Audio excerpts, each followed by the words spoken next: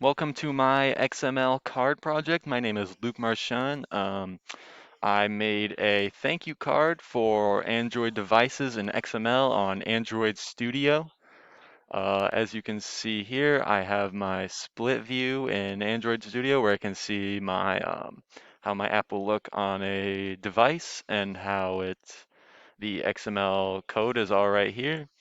As you can see, I have these two image views. Or first, I'm going to explain my relative layout, which basically tells how it's going to lay all these views out on the phone, which there's not a whole lot going on here, just match parent for the width and height, and that's all that is really important there anyways.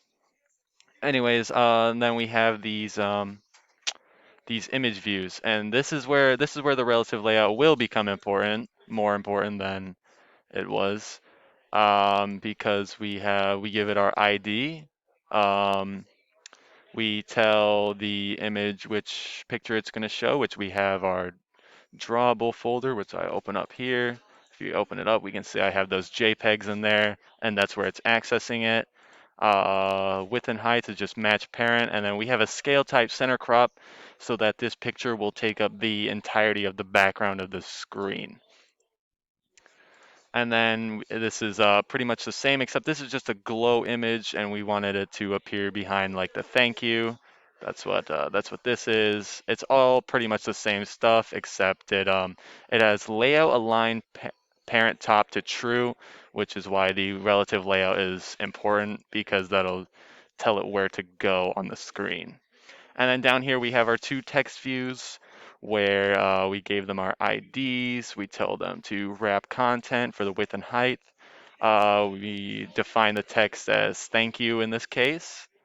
We give it a padding so it's not directly on the side of the screen. It's out there where we want it to be.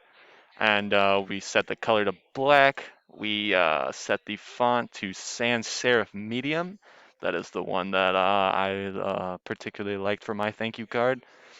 We set the text size to 42 SP, uh, and then we set the layout center horizontal so it'll appear in the middle of the screen. And then this text view down here, I won't explain everything, but it's got pretty much all the same stuff, except different color, different sizes, stuff like that. All right, and then here I have my Git Kraken for my project, which is where I can see all of my commits that I made while working on my project. As we can see, we have our initial commit and it kind of goes up. You can see as I did more stuff, we have saved images and made first text view. And if we see right here, we can see the ID is the thank you text view. So we know which one I made first. And then we create second text view and we can see that ID is also there. Add a background image, ID is there. And glow image, ID is right there. And then here's the save snippets. These are the pictures that I uploaded to my website that is on, and these pictures are also backed up on GitHub, so they're on my ePortfolio website and on my GitHub, so they're saved.